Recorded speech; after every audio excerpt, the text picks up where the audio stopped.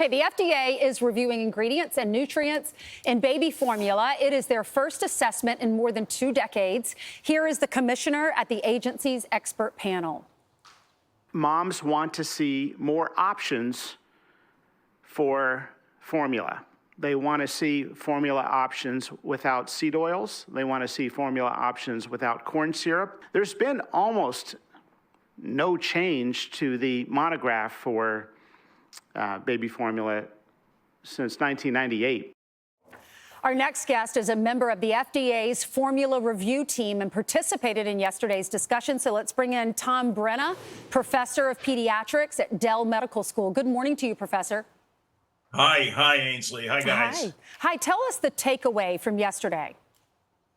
Well, the takeaway was that we haven't reviewed anything from the early days, and that we've got to get on our horse and start looking carefully at these omegas and the seed oils that Marty Makary just alluded to.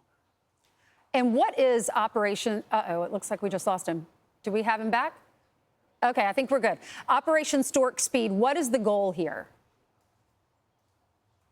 The goal is to look at infant formula and to look at well, we've got to sort of match the important bits of breast milk to infant formula, to how we source it and how we what we can do today to support both the growth of the body and the brain. Mm-hmm. The omegas are a big piece of this. The seed oil story is a big piece of this.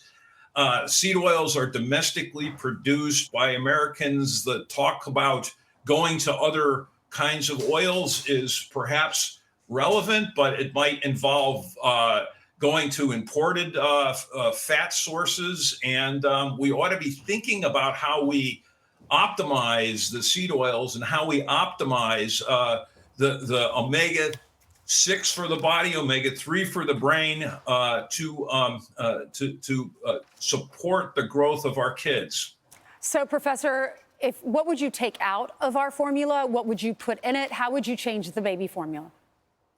Well, I'd love to sort of say this is exactly what I would do. I would think carefully about the levels of omega-6. I would be thinking carefully about putting in and requiring certain levels of what we call omega-3 DHA and omega-6 arachidonic acid. Those are the long-chain polyunsaturates that voluntarily we put into formula in 2002. That was the only sort of little bit of latitude that the FDA gave us back then, and I was involved with that decision. But I would change those kinds of things. People are also concerned about the sugars in formula. So, for instance, milk sugar is lactose. It's a very high percentage of the calories in breast milk. And what we use now is something it's readily available, safe. Babies grow on it, but it's a kind of a sort of modified cornstarch. So people hear cornstarch and they say, uh-oh. Mm-hmm, mm-hmm. Professor, I know in the 90s you were a part of this research, and they said in the next 5 years, we're going to come back to it. That never happened. Here we are, 35 years later, and we're talking about this. How long until we clean up our formula and get the bad stuff out? Geez, it was wonderful to see Dr. Makary again on Fox and Friends promising that we're going to do something about this. So I hope we really actually do. He seems really energized. The group that I was with, the committee seemed really energized. Doctors, pediatricians, dietitians, patient advocates.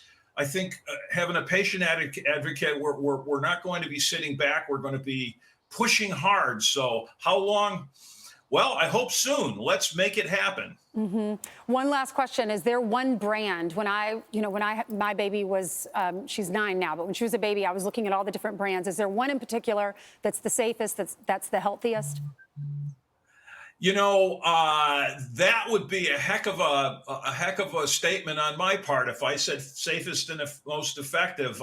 Most infant formulas are very carefully vetted. They're safe.